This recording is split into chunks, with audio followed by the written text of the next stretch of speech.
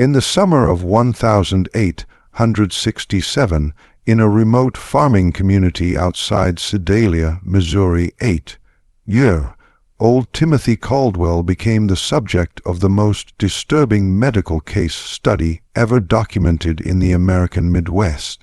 Dr.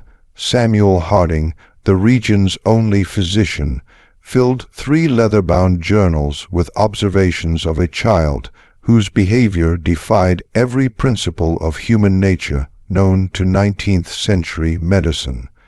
The boy appeared normal, even charming to casual observers. But beneath his innocent exterior lay something that medical science of the era simply could not explain. For 6 months, 3 people died in accidents around Timothy Caldwell, along with dozens of farm animals found dead under mysterious circumstances. 11 people who had all in some way crossed paths with a child whose smile never reached his pale blue eyes. The official records were sealed by local authorities and hidden away for over a century. But the truth about Timothy Caldwell reveals a darkness that challenges everything we thought we knew about the capacity for evil in childhood. Before we continue with the story of Timothy Caldwell and the terror that gripped Sedalia County, if this story intrigues you, make sure to subscribe to our channel and ring that notification bell so you never miss our deep dives into America's darkest historical mysteries. And please, let us know in the comments what state or city you're listening from. We love hearing from our community of mystery enthusiasts around the world. The events that would make Timothy Caldwell infamous began not with violence, but with loss. The Missouri of 1867 was a state still bleeding from the wounds of Civil War. Towns like Sedalia had sent their young men to die on distant battlefields, leaving behind widows, orphans, and communities struggling to rebuild. The Caldwell farm, nestled in a valley 15 miles south of town, had once been prosperous. James and Martha Caldwell had built their homestead with dreams of raising cattle and corn, but those dreams died with James at the Battle of Wilson's Creek in 1861. Martha tried to maintain the farm alone, but consumption took her lungs in the bitter winter of 1865.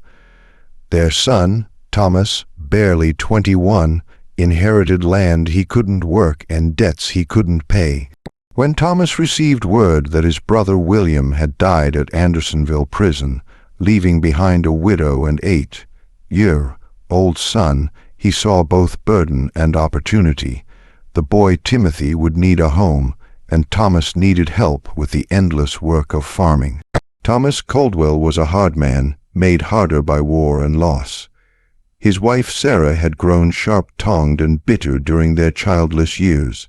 Neither was particularly suited for raising a child, especially one who arrived at their door in the spring of 1866, carrying nothing but a small cloth bag and eyes that seemed far too old for his young face. Timothy Caldwell was small for his age, with pale skin that burned easily in the Missouri sun, and blonde hair that his Aunt Sarah kept cut short to keep the lice away. He spoke little of his life before the farm, offering only fragments when pressed. His father had been a soldier. His mother had coughed blood. He had lived with neighbors for a while after she died. What struck adults most about Timothy was his politeness. He always said, "Yes, sir," and "Yes, ma'am." He never complained about work or punishment.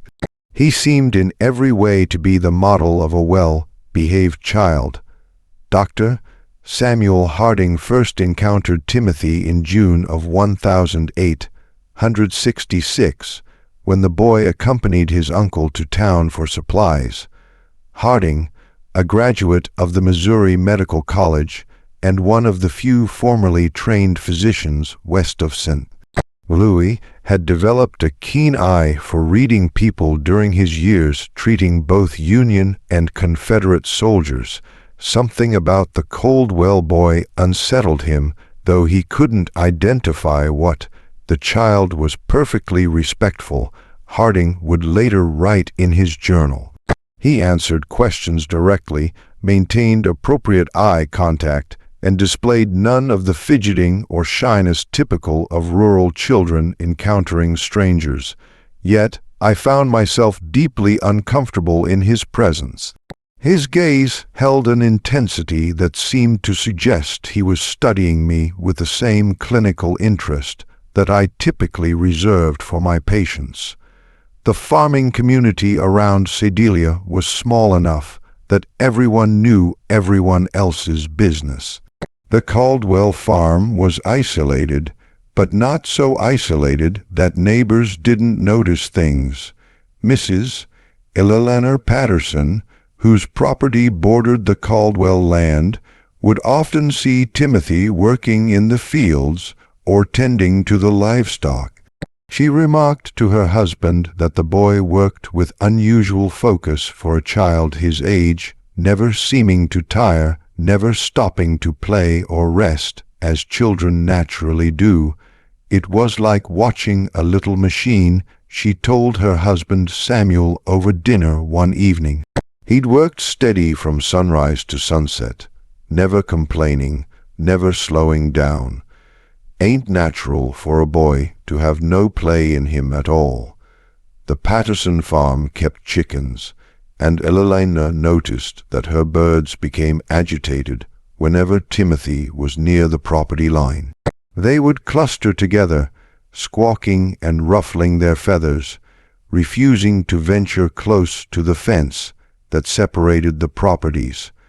Her husband dismissed it as coincidence, but Elelena couldn't shake the feeling that the animals sense something about the boy that humans missed. The first death occurred on a sweltering afternoon in August 1866. Little Mary Fletcher, age 5, was the daughter of the town blacksmith, and known throughout the community for her bright laugh and tendency to wander. She had been playing near Willow Creek, a shallow stream that ran between several properties, including the Caldwell farm. Timothy found her body. He arrived at the Fletcher home just as the family was preparing for supper, his clothes damp and his face pale with what appeared to be genuine distress. "Mrs. Fletcher," he said, his voice steady despite his obvious agitation. "I found Mary by the creek. She's not breathing."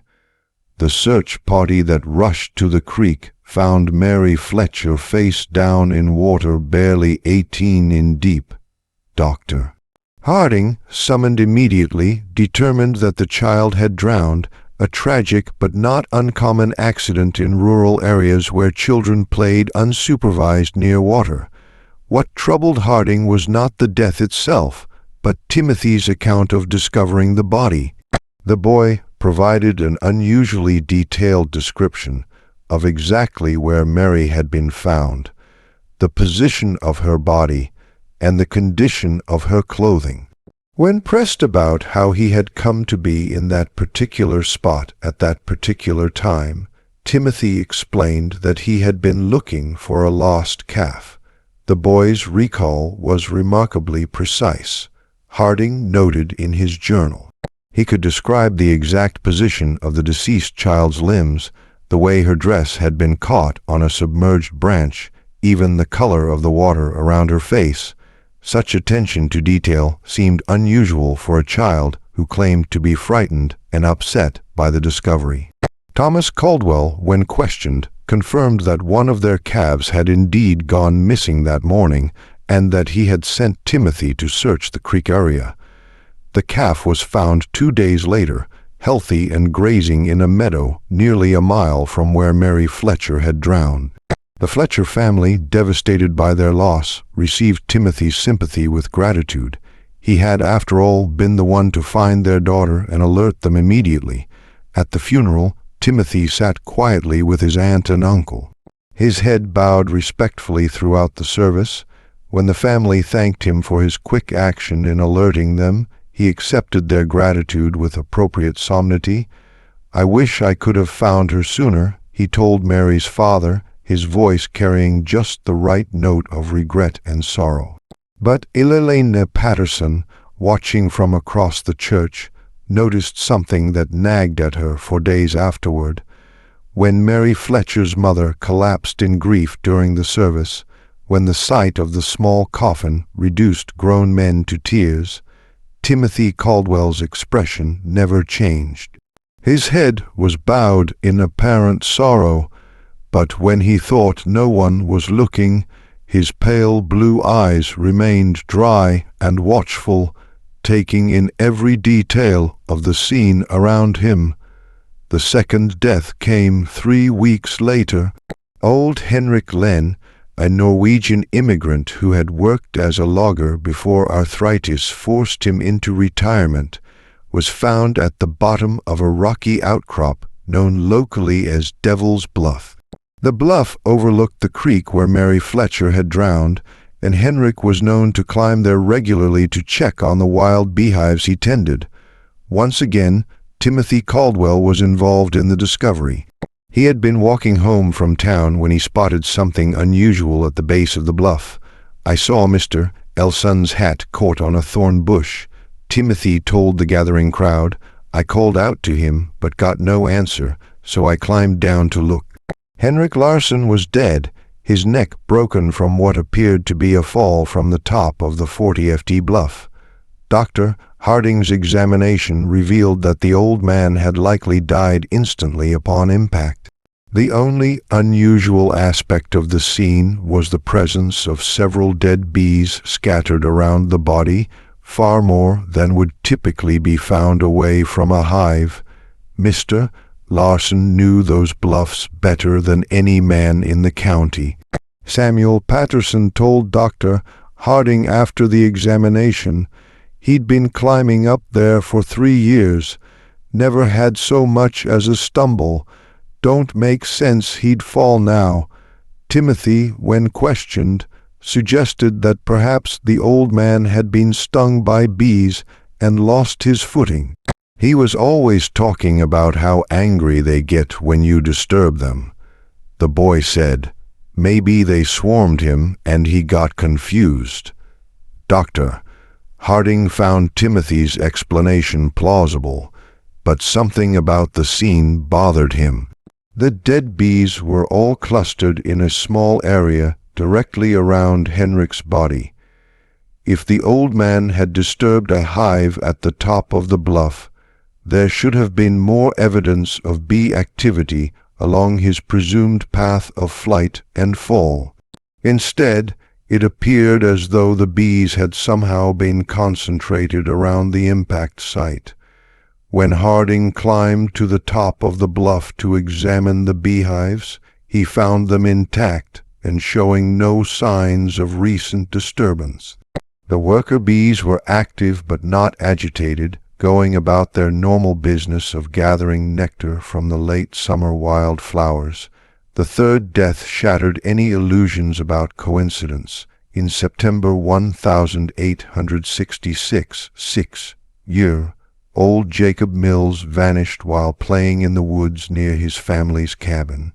His body was found 4 days later in an abandoned well, nearly half a mile from where he had last been seen. Timothy Caldwell had volunteered to join the search party. For 3 days, Timothy searched alongside the adult volunteers, showing remarkable endurance for a child his age. He seemed to know the woods intimately, guiding searchers through areas that even longtime residents found difficult to navigate. When asked how he had learned the terrain so well, Timothy explained that he often explored the woods during his free time, looking for useful plants and herbs that his aunt could use for cooking and medicine.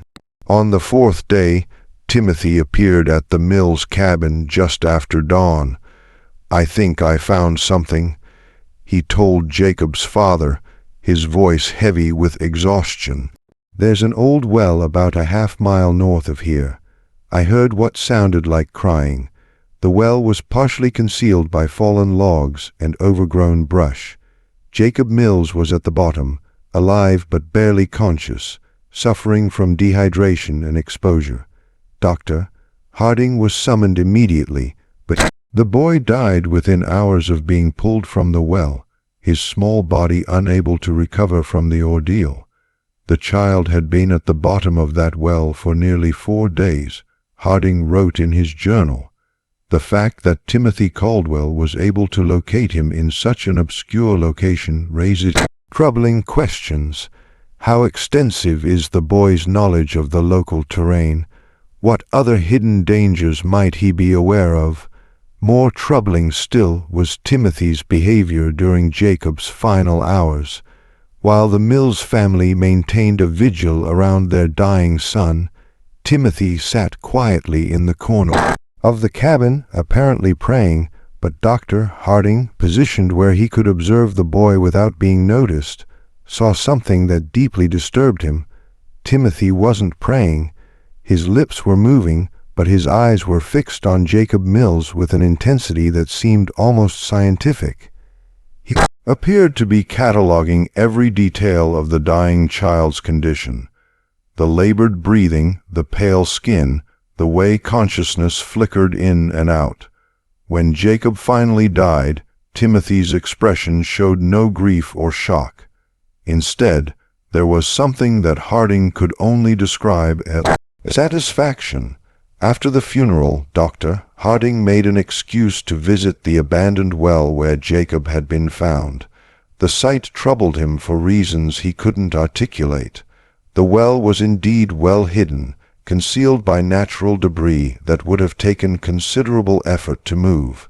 Yet Timothy had claimed to hear crying from this location, a claim that seemed improbable given the depth of the well and the amount of brush covering it. As Harding examined the scene more carefully, he noticed something that the initial rescue party had missed in their urgency to save Jacob Mills. Around the rim of the well, the debris had been arranged with unusual precision. Logs and branches that should have fallen randomly showed signs of deliberate placement, creating a natural-looking camouflage that would be nearly impossible to spot unless one knew exactly where to look. The implications were too disturbing to voice aloud, but Harding could not shake the suspicion that Jacob Mills had not simply fallen into the well.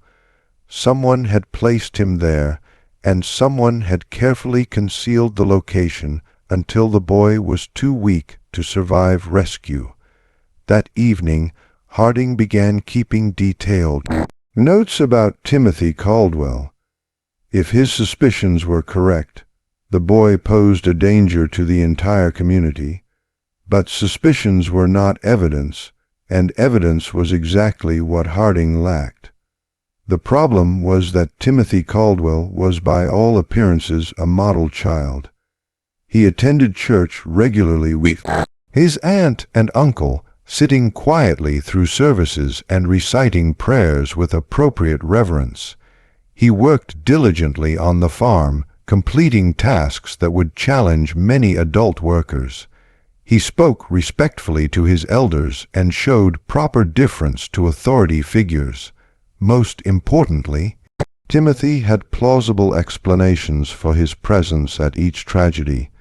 He had been looking for a lost calf when he found Mary Fletcher. He had been walking home from town when he spotted Henrik Lenz's hat. He had volunteered to help search for Jacob Mills, as any concerned member of the community would do, but Harding's medical training had taught him to look beyond surface appearances. In treating wounded soldiers, he had learned to recognize the signs of men who killed not from patriotic duty or desperate necessity, but from something darker and more fundamental. There was a coldness in such men, a disconnection from normal human emotion that manifested in subtle ways, too little reaction to horror, too much interest in suffering, an ability to discuss violence with clinical detachment. Timothy Caldwell displayed all of these characteristics, but compressed into the body and face of an 8-year-old child. Dr. Harding's investigation began in earnest in October 1866. Using his position as the community's physician, he made regular visits to farms and homes throughout the area, ostensibly checking on the health of families still recovering from the hardships of war. In reality, he was gathering information about Timothy Caldwell. What he discovered painted a disturbing picture of a child who seemed to exist at the center of an ever-widening circle of misfortune. Livestock on neighboring farms had been dying at unusual rates, not from disease, but from what appeared to be accidental injuries. Chickens were found with broken necks, apparently killed by foxes that left no other signs of predation. Pigs suffered mysterious wounds that became infected and led to death.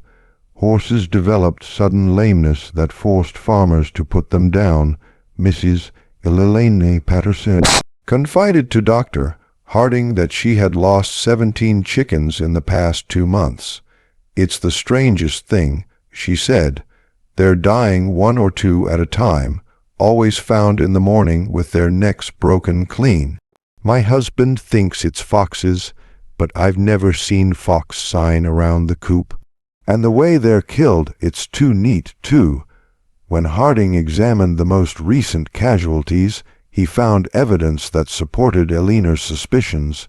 The chickens had been killed with precise force applied to specific points on their necks, a technique that required considerable knowledge of anatomy. It was not the random violence typical of predator attacks, but something much more deliberate and controlled. Similar patterns emerged on other farms. James Wickham had lost 3 calves to what he described as freak accidents, animals that had somehow managed to strangle themselves on ropes or wedge their heads in fence rails in ways that defied logical explanation. Robert Dunham's prize bull had fallen into a ditch and broken its leg despite being one of the most sure-footed animals in the county. In every case, the affected farms were within walking distance of the Caldwell property, and in several instances, neighbors reported seeing Timothy in the vicinity around the time of the incident. "I saw him walking along our fence line the morning before we found the calf," James Wickham told Dr. Harding. Thought it was odd, him being so far from home, but the boy was always polite when he saw me, waved, and called out a greeting like he was taught proper. Dr. Harding also began paying closer attention to Timothy's behavior during his routine medical visits to the Caldwell farm. The boy was always present during these visits, standing quietly while Dr. Harding examined his aunt and uncle for the various ailments common to farming life. But Harding noticed that Timothy watched these examinations with unusual interest, asking questions about anatomy and medical procedures that seemed advanced for a child his age. "How do you know if someone's really dead?" Timothy asked during one visit, his tone casual as if discussing the weather. "Sometimes people just look like they're sleeping." When pressed to explain his curiosity, Timothy said he was concerned about being able to help if someone was hurt while he was alone on the farm. Uncle Thomas says, "I need to know how to handle emergencies since we're so far from town," he explained. The explanation was reasonable, but something about the question disturbed Dr. Harding. There was a clinical quality to Timothy's interest in death and injury that went beyond normal childhood curiosity. The boy asked about the mechanics of dying, how long it took, what signs to look for, whether people could survive various types of trauma with the same detached interest that a medical student might show when studying cadavers. During these conversations, Harding began testing Timothy's knowledge with deliberately false information, claiming that certain injuries were fatal when they were not, or that specific symptoms indicated particular conditions. Timothy never challenged these false statements directly, but Harding noticed that the boy filed away every piece of information with remarkable retention. More disturbing still was Timothy's response to Dr. Harding's stories about treating wounded soldiers during the war. While most children showed appropriate shock or sadness when hearing about battlefield injuries, Timothy listened with rapt attention, asking detailed questions about wound patterns, blood loss, and survival rates. "Did they scream a lot when you cut off their arms?" Timothy asked during one such conversation, his pale blue eyes fixed intently on Dr. Harding's face. "Or were they too hurt to make noise?" The question, delivered in Timothy's characteristically polite tone, sent a chill through Dr. Harding that he would never forget. By November 1866, Dr. Harding had filled nearly 2 complete journals with observations about Timothy Caldwell. The picture that emerged was that of a child who possessed an adult's understanding of violence and death, combined with a complete absence of normal human empathy. But documentation was not the same as evidence, and evidence was what Harding would need if he hoped to protect the community from what he increasingly believed was a dangerous predator. The opportunity to gather that evidence came when Thomas Caldwell injured his back during the fall harvest. The injury required bed rest and daily medical visits, giving Dr. Harding unprecedented access to the Caldwell household. During these visits, he began engaging Timothy in longer conversations, carefully probing to understand the extent of the boy's knowledge and the nature of his thoughts. What he discovered exceeded his worst fears. Timothy Caldwell had been conducting experiments on living creatures for months, possibly years, using a combination of careful questioning and direct observation. Dr. Harding determined that the boy had been systematically capturing and torturing small animals, studying their responses to various forms of injury and distress. Timothy had mentioned the cave during one of their conversations, describing it as a place where he went to think and be alone. When Dr. Harding investigated the site, he found a carefully organized collection of animal bones, crude surgical instruments fashioned from farm tools, and a series of detailed drawings that documented various experiments in torture and mutilation. The drawings were the most disturbing discovery, rendered with surprising artistic skill for a child. They showed rabbits, squirrels, birds, and larger animals in various stages of dissection and injury.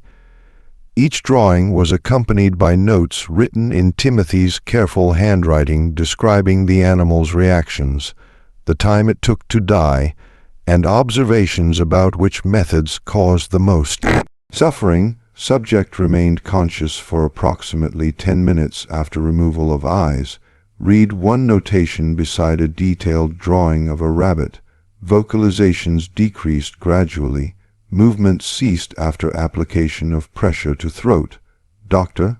Harding realized that Timothy had been using the community's animals as subjects for increasingly sophisticated experiments in cruelty. The accidental deaths on neighboring farms were actually the result of Timothy's desire to test his methods on larger subjects. But the most chilling discovery was a newer set of drawings that showed human figures instead of animals. These sketches depicted children and adults in various poses of distress and injury, each accompanied by speculative notes about human anatomy and potential methods of causing harm. One drawing showed a figure that was unmistakably Mary Fletcher, the first child to die. Another depicted Henrik Lenn. A third showed Jacob Mills at the bottom of a well with detailed annotations about the effects of dehydration and exposure on the human body. Timothy Caldwell had not simply been present when these people died. He had planned their deaths, executed those plans with methodical precision, and documented the results for future study. As Dr. Harding would soon discover, The horror in Sedalia County was far from over. If this story is giving you chills, share this video with a friend who loves dark mysteries. Hit that like button to support our content, and don't forget to subscribe to never miss stories like this. Let's discover together what happens next. Dr. Harding faced an impossible situation. The evidence in the cave proved that Timothy Caldwell was responsible for multiple deaths, but that evidence had been obtained through what amounted to illegal search. Moreover, the idea that an 8-year-old child could be a calculating murderer was so far outside the accepted understanding of human nature that no court would accept such a claim. The medical science of 1867 had no framework for understanding antisocial personality disorder or psychopathy. The prevailing belief was that children were inherently innocent, corrupted only by bad influences or traumatic experiences. The idea that a child could be born without the capacity for empathy or moral reasoning was literally inconceivable to most people. Dr. Harding knew that if he presented his findings to local authorities, he would likely be dismissed as a man whose mind had been damaged by too many years of treating war casualties. The evidence would be explained away. Timothy would be defended as a traumatized orphan acting out his grief, and the killings would continue. Instead, Dr. Harding decided to confront Timothy directly. During his next visit to the Caldwell farm, he asked the boy to walk with him to check on the livestock in the far pasture. Once they were alone, Dr. Harding revealed what he had discovered in the cave. Timothy's reaction was not what Dr. Harding had expected. The boy showed no surprise, no denial, no fear at being caught. Instead, he listened calmly as Dr. Harding described the drawings and notes, occasionally nodding as if confirming the accuracy of the doctor's observations. "You're not going to tell anyone," Timothy said. When Dr. Harding finished speaking, it was not a question or a plea, but a statement of fact delivered with absolute confidence. "Why wouldn't I?" Dr. Harding asked, genuinely curious about the boy's reasoning. Timothy smiled, the first genuine expression of emotion that Dr. Harding had ever seen on his face. "Because no one would believe you," he said, "and because you're curious about what I'll do next." The boy was right on both counts. Dr. Harding knew that his claims would sound like the ravings of a man losing his sanity. But Timothy had also identified something that the doctor was reluctant to admit, even to himself: a scientific fascination with observing the development of what might be the most dangerous human being he had ever encountered. "How long have you been doing this?" Dr. Harding asked. "Since I was 5, Timothy replied matter-of-factly. "Maybe earlier. I started with insects, then mice, then bigger things." It's interesting to see how different animals react to the same treatments and the people who died. Timothy shrugged. "They were experiments too. I wanted to see if people would react the same way as animals." "They do mostly, but they're better at understanding what's happening to them. That makes it more interesting." Dr. Harding felt a chill that had nothing to do with the November air. "What are you planning to do next?" Timothy considered the question seriously before answering. "I need to find out what happens when you hurt someone who trusts you completely, someone who wouldn't suspect anything until it was too late." The implication was clear. Timothy was planning to kill his aunt and uncle. Dr. Harding knew he had perhaps days, possibly only hours, before Timothy acted on his plans. The boy had revealed his intentions with the casual confidence of someone who believed himself untouchable, and past experience suggested that Timothy did not delay once he had decided on a course of action. That evening, Dr. Harding visited Sheriff William Crawford in Sedalia. Crawford was a practical man who had served with distinction in the Union Army and had little patience for theories or speculation. But he also trusted Dr. Harding's judgment and was willing to listen to evidence regardless of how unusual the circumstances might be. Dr.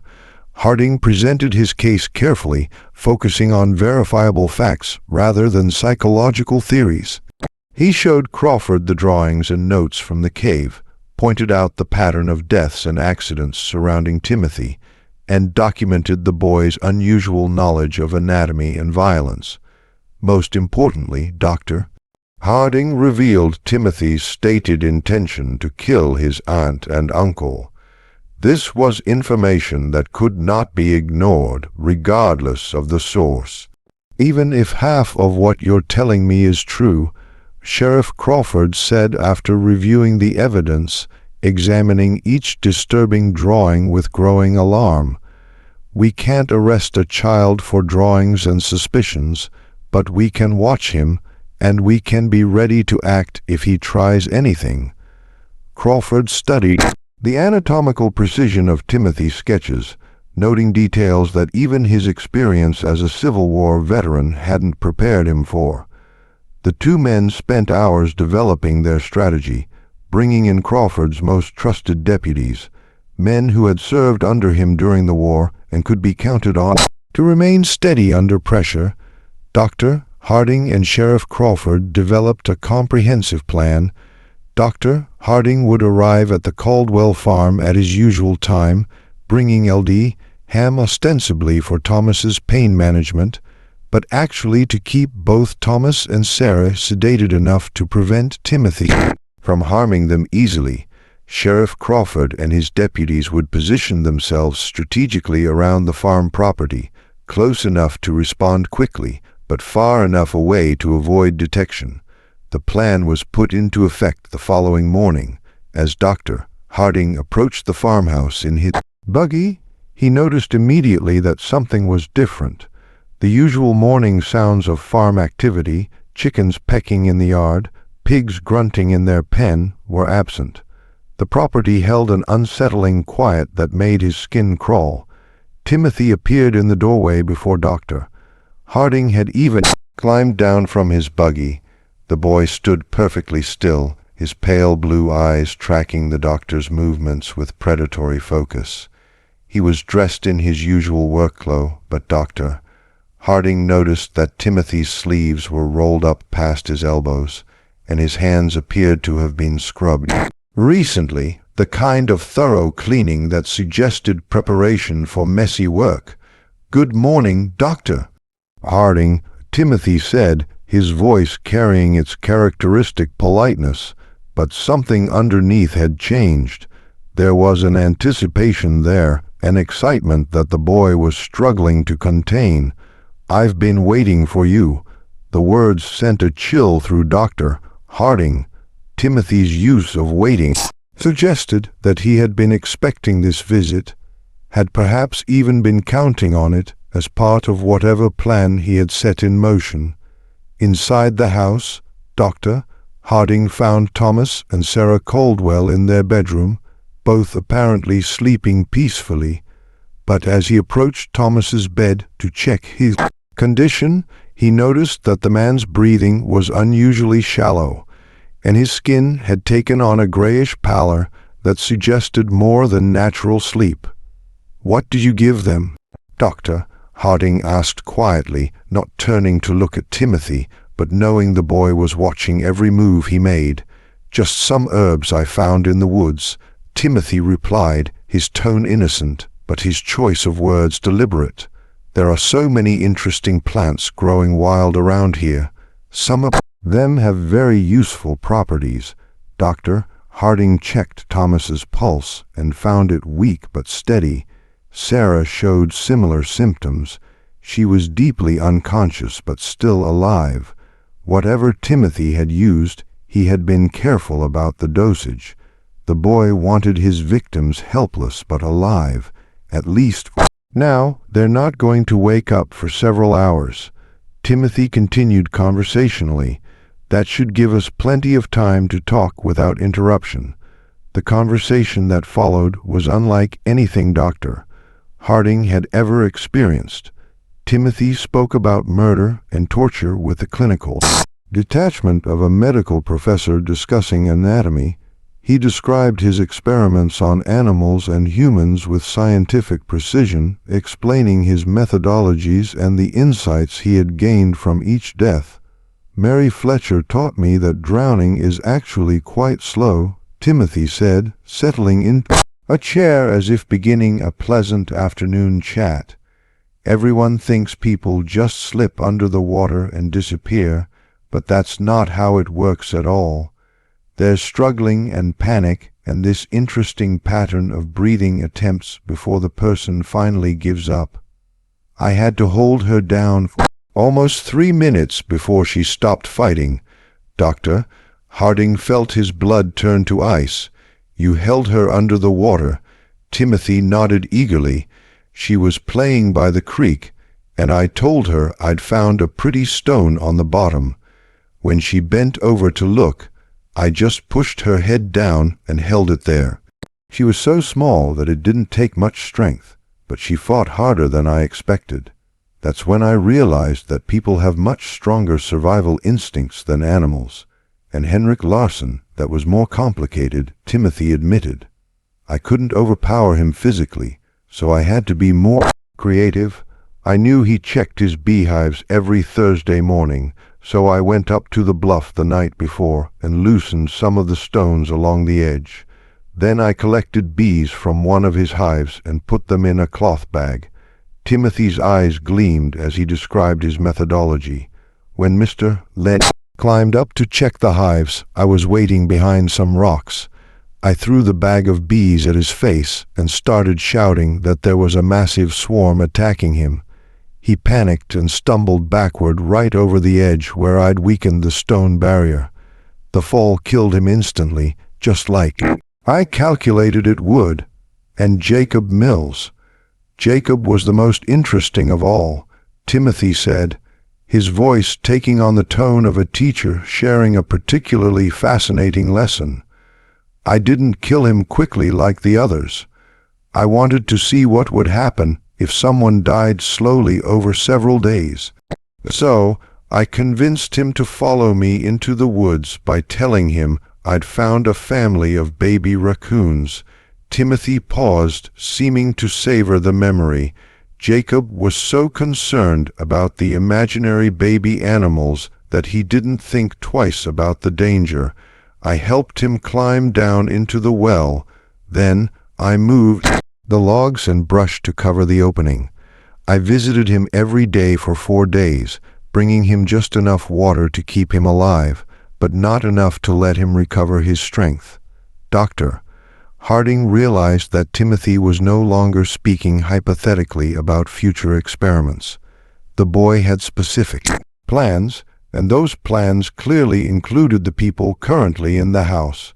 What are you planning to do with your aunt and uncle? Dr. Harding asked directly. Timothy's genuine smile returned broader than Dr. Harding had ever seen it. That's where you come in, Dr. Harding. See, all of my previous experiments have been with people who didn't know what was happening to them until it was too late. But you're different. You understand exactly what I am and what I'm capable of. That makes you the perfect subject for a completely new type of study.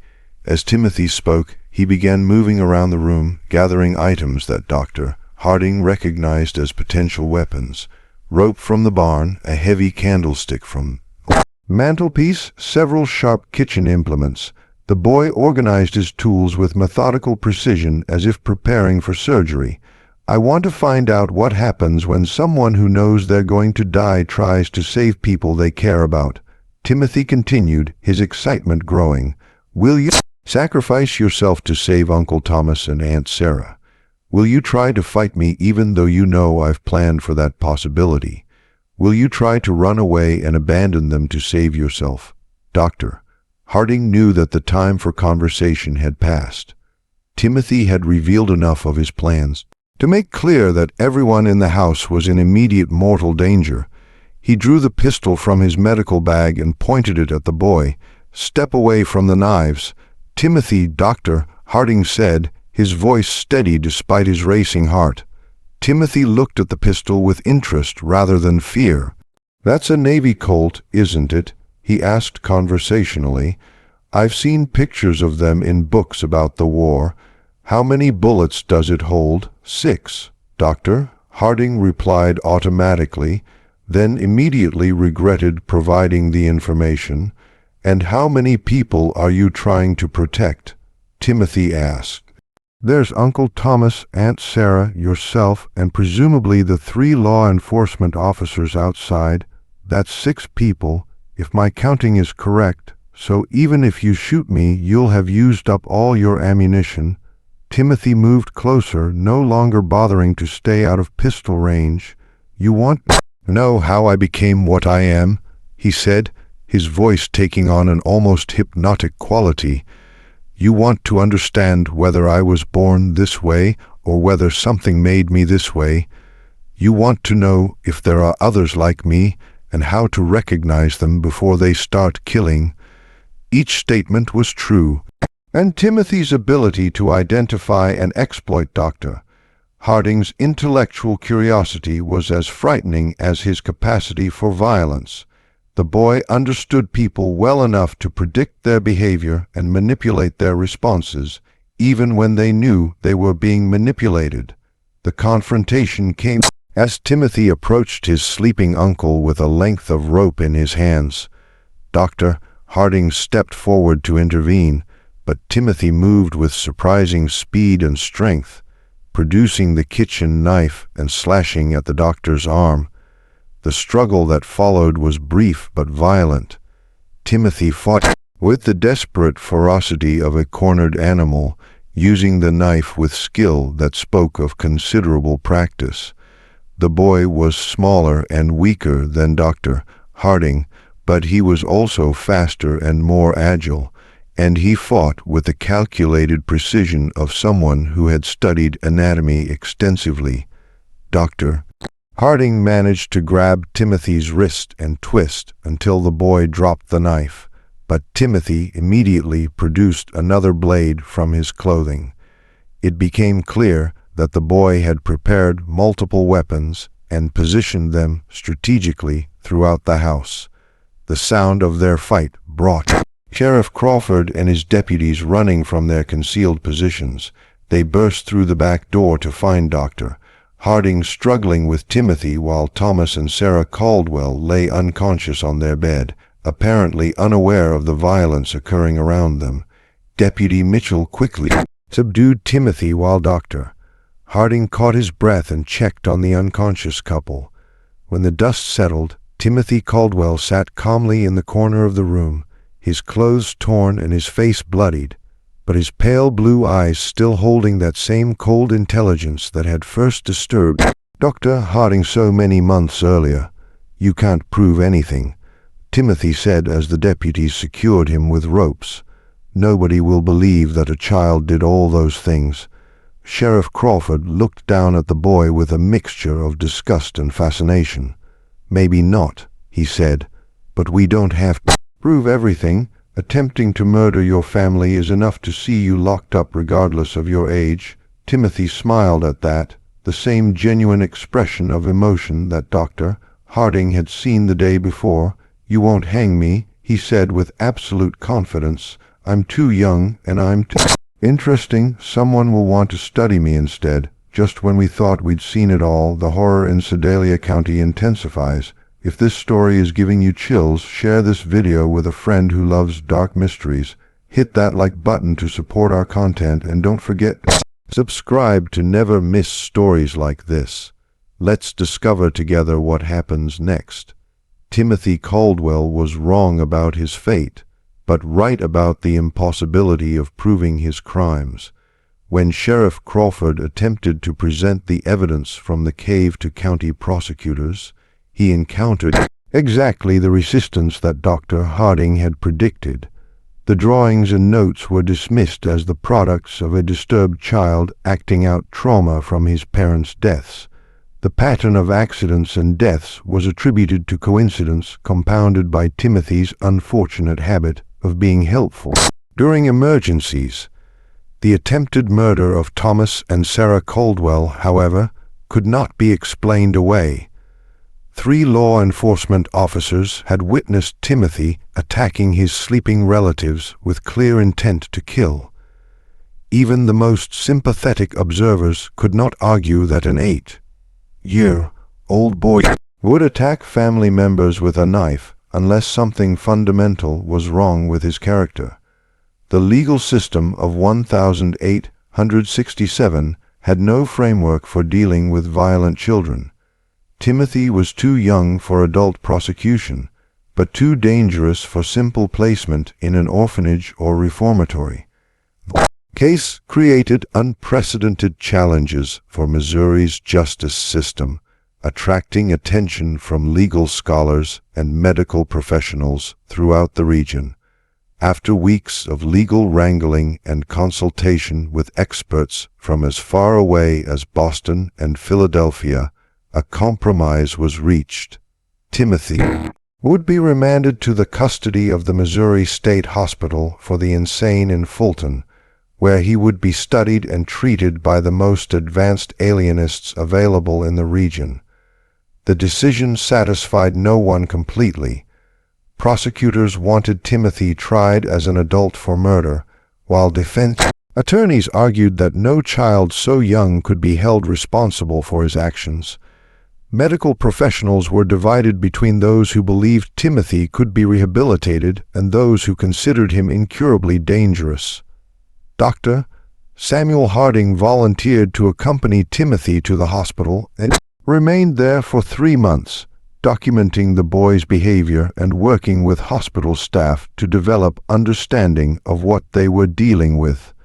The resulting case study became one of the first systematic examinations of antisocial behavior in children, though it would not be published until decades after the events. Timothy adapted to hospital life with the same calculating intelligence he had shown on the farm. He quickly learned to mimic appropriate emotions and responses, convincing several staff members that he was making remarkable progress in overcoming his traumatic episodes. Timothy would cry convincingly when discussing his crimes, express remorse that seemed genuine, and display what appeared to be authentic gratitude for the care he was receiving. But Dr.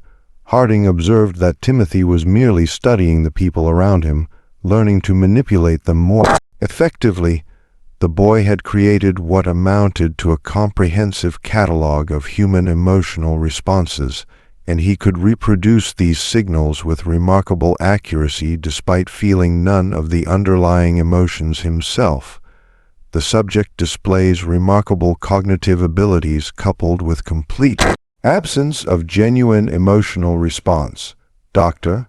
Harding wrote in his detailed reports, "He has learned to simulate normal human reactions with sufficient skill to deceive casual observers, but extended observation reveals the performance to be entirely artificial. Timothy understands happiness as the face people make when they want something good to continue and sadness as the face people make when they want others to help them, but he has never actually experienced either emotion himself." Dr.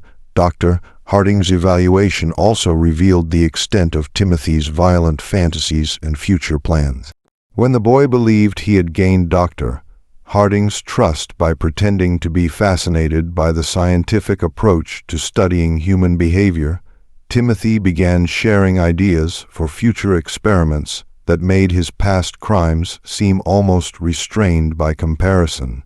He has developed elaborate scenarios testing human responses to various forms of psychological and physical torture. Dr. Harding reported confidentially, "His plans demonstrate remarkable creativity and attention to detail, as well as a sophisticated understanding of human psychology. If he were allowed to mature and gain additional resources, he would likely become one of the most dangerous individuals in American history." The hospital records show that Timothy remained at the facility for 18 months. During that time, several unexplained incidents occurred that bore the hallmarks of Timothy's methods. Other patients were found dead in circumstances that suggested accident or natural causes, but which showed patterns of deliberate planning when examined carefully. 3 elderly patients died from apparent heart failure after interacting with Timothy, though all had been in relatively good health previously. 2 younger patients suffered what appeared to be accidental falls that resulted in serious injuries. But both incidents occurred in areas where Timothy had been seen earlier in the day. Most disturbing were the reports of patients who claimed Timothy had been visiting them at night, standing silently beside their beds and watching them sleep. Hospital staff who worked closely with Timothy also began experiencing unusual problems. Several nurses reported persistent nightmares after spending time with the boy, dreams that often featured detailed scenarios of violence and death. 2 attendants requested transfers to other wards, claiming that they felt constantly watched, even when Timothy was supposedly confined to his room. Dr. Martha Fitzgerald, who had been brought in to provide additional expertise in treating Timothy, discovered that the boy had been keeping a secret journal. Timothy had convinced one of the nurses to provide him with paper and pencil for therapeutic writing exercises, claiming that recording his thoughts and feelings would help him process his emotions more effectively. The journal appeared to contain exactly what Timothy had claimed: daily entries describing his thoughts, his regrets about past actions, and his hopes for future rehabilitation. The writing was appropriately childlike in its language and emotional content, and it painted a picture of a deeply troubled but fundamentally redeemable young person struggling to overcome traumatic experiences. But Dr. Fitzgerald's training in European psychiatric techniques included familiarity with coded communication systems. When she applied analytical methods to Timothy's journal, she discovered that the innocent-seeming entries contained a sophisticated cipher system. The decoded messages revealed Timothy's true thoughts and plans in disturbing detail. Rather than experiencing remorse or rehabilitation, he was conducting a systematic study of the hospital, its staff, and its security procedures. His goal was not merely to escape, but to use his time in confinement, develop more advanced techniques for manipulation and murder. Day 47. Dr. F believes my tears during today's session were authentic. Read one decoded entry. Her response pattern indicates increased sympathy and reduced suspicion. Estimate 3 more weeks of consistent performance will be required to establish sufficient trust for physical contact during sessions. The discovery of Timothy's coded journal led to an immediate tightening of security procedures and a reduction in his contact with hospital staff. But Timothy adapted to these changes with characteristic flexibility, shifting his focus from manipulation to information gathering about hospital routines and potential escape routes. In the summer of 1868, Timothy Caldwell disappeared from the Missouri State Hospital under circumstances that were never fully explained. The official investigation concluded that he had somehow managed to escape during a transfer between buildings despite being under constant supervision by multiple guards. Dr. Harding suspected that Timothy's escape had been far more sophisticated than the official report suggested. The boy had demonstrated remarkable patience and planning ability throughout his confinement, and it seemed likely that he had spent months preparing for his departure. Evidence discovered after Timothy's disappearance suggested that he had been manipulating the facility staff far more successfully than anyone had realized. Several guards reported having made small policy exceptions for Timothy in the weeks before his escape. allowing him slightly longer exercise periods, providing him with additional reading materials, making minor adjustments to his daily routine that individually seemed harmless, but collectively may have created opportunities for escape. He spent a year and a half studying that facility and its personnel. Dr. Harding wrote in his final report on the case, "By the time he made his move, he understood the psychology of every person who worked there better than they understood themselves. His escape wasn't an act of desperation. It was the culmination of a carefully executed plan. In the months and years following Timothy's disappearance, Dr. Harding began collecting reports of suspicious deaths and accidents throughout the Midwest. Many of these incidents bore hallmarks that seemed consistent with Timothy's methods. Carefully staged accidents that resulted in death, evidence of systematic torture of animals, and the presence of a child who seemed unusually helpful and emotionally mature. The challenge was that Timothy would now be older, potentially strong enough to overpower adult victims, and certainly sophisticated enough to avoid the mistakes that had led to his original capture. His time of intensive study in human psychology, combined with his natural intelligence and complete lack of moral restraint, had created something unprecedented in American criminal history. Dr. Harding spent remaining years of his career tracking these reports and attempting to develop a comprehensive understanding of what Timothy Caldwell represented. His private journals, discovered after his death in 1891, contained hundreds of pages documenting cases that might have involved Timothy, along with theoretical discussions about the nature of evil and the possibility that some individuals might be born without the capacity for moral reasoning. The broader implications of Timothy's case continued to influence discussions about criminal justice, child psychology, and mental health treatment for decades after his disappearance. His ability to deceive trained professionals raised uncomfortable questions about the reliability of psychiatric evaluation, while his manipulative skills highlighted the potential dangers of assuming that all children are inherently innocent and redeemable. The Caldwell farm was abandoned after Thomas and Sarah recovered from their ordeal. Neither could bear to remain in the place where they had unknowingly harbored a killer for nearly 2 years. The property eventually reverted to the county and was sold to developers in the 1890s, but local residents avoided the area for decades afterward. The cave where Timothy had conducted his experiments was sealed by Sheriff Crawford shortly after the boy's arrest, but the location was never forgotten by those who knew of its significance. Local legend claimed that the cave was cursed and that animals would not graze in the surrounding area. Dr. Harding's journals were donated to the Missouri Historical Society in 1923 by his daughter, who felt that the scientific value of her father's observations outweighed concerns about the disturbing nature of the content. The journals remain in Society's archives, available to researchers who can demonstrate legitimate academic interest in the development of psychological understanding.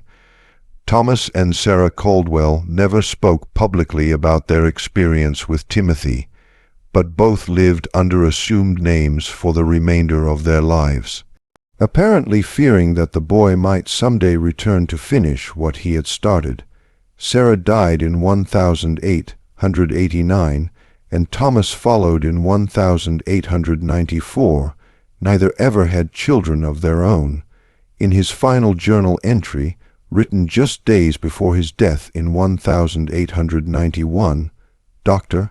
Harding reflected on the broader implications of Timothy's case.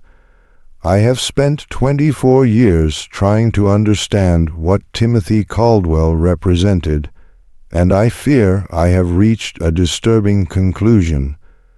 Timothy was not an aberration. He was a glimpse into what human beings might become when stripped of the moral and emotional constraints that we consider fundamental to our nature. If he survived to adulthood, then somewhere in America there walks a man who understands human psychology better than any trained professional, who can manipulate people with supernatural skill, and who views the rest of humanity as nothing more than subjects for experimentation. This mystery shows us that evil can wear the face of innocence, and that our assumptions about childhood and human nature may be dangerously naive. The case of Timothy Caldwell forces us to confront uncomfortable questions about the nature of moral development and the possibility that some individuals may be born without the capacity for empathy or conscience that we consider fundamental to humanity. What do you think of this story? Do you believe everything was revealed, or might there be more to Timothy Caldwell's fate than the official records suggest? Leave your comment below and let us know your thoughts about this disturbing chapter in American history. If you enjoyed this tale and want more horror stories like this, subscribe, hit the notification bell, and share with someone who loves mysteries as dark and complex as this one. Remember, the truth is often more terrifying than fiction, and history holds secrets that continue to challenge our understanding of human nature. See you in the next video.